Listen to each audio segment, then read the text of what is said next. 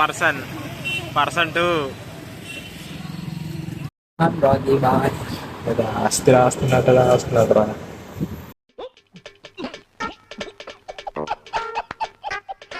మన next plan ఏంటి లలిత్? చెప్పాలి. టిఫిన్స్ ఎక్కడ? విజయవాడ ఊరు మీద తిరుక్కొని ఊరు మీద తిరిగి ఎక్కడో కాడ అంటావా? డిసైడ్ అవ్వాలి ఎక్కడ దగ్గర. ఓకే చూద్దాం. అయితే మన అంతిమ కర్తవ్యం ఇప్పుడు రూమ్ ఎలాగో బొక్కడిపోయిందిలే. రూమ్ కండిషన్ చూస్తే వెయ్యికి బొక్కడిపోయిందిగా. వెయ్యికి బొక్కడిపోయిందిలే. మన ముగ్గురికి మేనేజ్ చేయొచ్చు. ఒకటే ఫ్యాన్.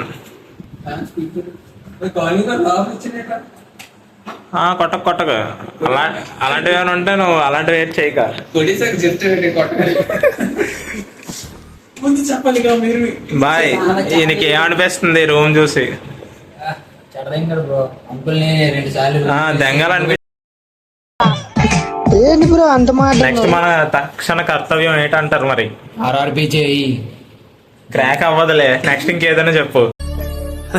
సరే తరలే, ఎన్నెన్నో అనుకుంటాం, అన్ని జరుగుతాయి ఏమిటి?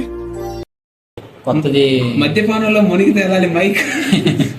Okay let's go.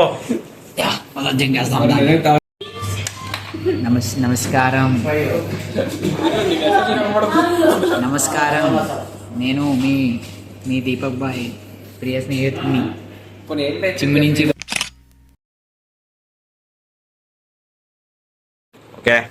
ఓకే మరి ఇప్పుడు మూమెంట్ ఏంటి? చదువుకున్నాను హ్యాపీగా నైట్ అంతా. బాగానే ఎక్స్ట్రా తింటున్నా.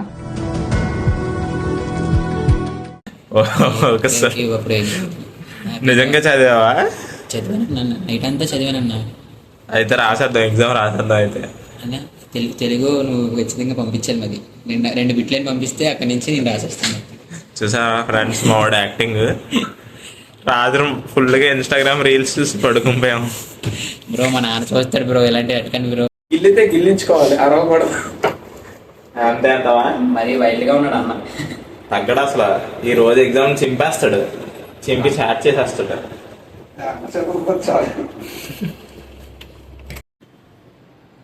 చూడండి ఫోటో, అది ఫోటోగ్రాఫర్ ఇది.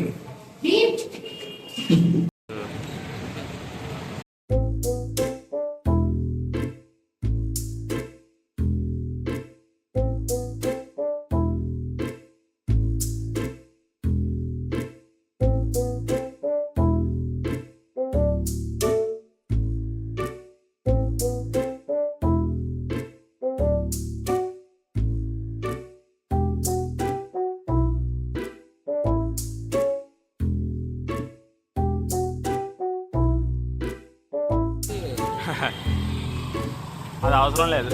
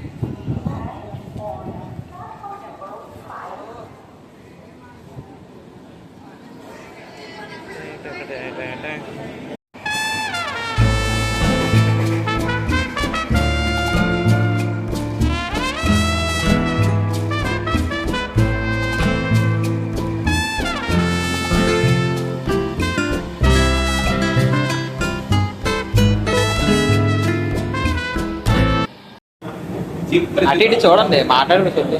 చెప్పు డైలాగ్ చెప్పు. గిల్లించుకోవాలి. ఏమో ఒడ్డు ట్రైన్ ఎక్కిదేద్దాం ఒక దగ్గర మాట్లాడి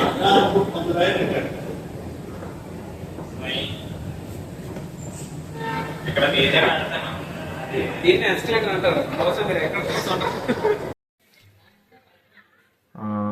ఫస్ట్ ఈ హోల్ విజయవాడకి వెళ్ళాము ఎగ్జామ్ రాయడానికి.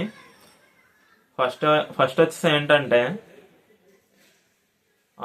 మనం వెళ్ళిన ప్లేస్ చిన్నదైనా పెద్దదైనా వెళ్ళే పీపుల్ వల్ల మనకి మెమోరీస్ క్రియేట్ అవుతాయి. మన ఫేస్ లో స్మైల్ అనేది వస్తుంది. ఆ ట్రిప్ మొత్తం నేను ఇలా నవ్వుతూనే ఉన్నాను. మెయిన్ ఎందువల్ల అంటే మా ఇద్దరు ఫ్రెండ్స్ వల్ల. రెండోది వచ్చేసి నేను ఇంకోటి ఏంటి తెలుసుకున్నానంటే, ఫస్ట్ ఎక్స్పీరియన్స్ చెప్తాను, దానివల్ల ఏంటి నేర్చుకున్నానో చెప్తాను. ఎక్స్పీరియన్స్ ఏంటంటే, ఒక జనరల్ టికెట్ తీపించాడు మా ఫ్రెండ్ రిటర్న్ బ్యాక్ హోమ్కి వస్తున్నప్పుడు. అది ముజాఫర్పూర్ ఎక్స్ప్రెస్ అనమాట. నీట్గా ఒక జనరల్ టికెట్ తీపిచ్చాడు, ఒక reservation compartment train ఎక్కిపించాడు.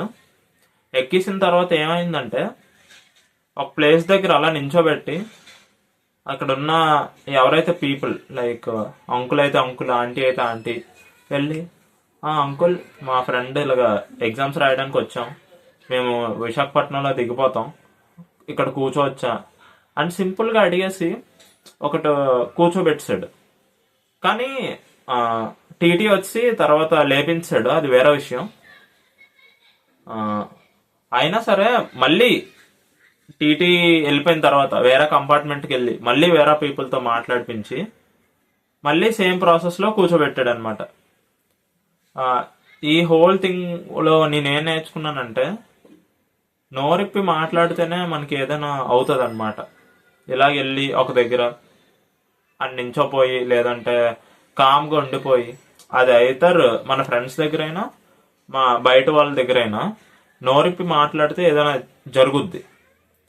So next time ఎప్పుడైనా మీరు బయటికి వెళ్తే డెఫినెట్గా మాట్లాడండి.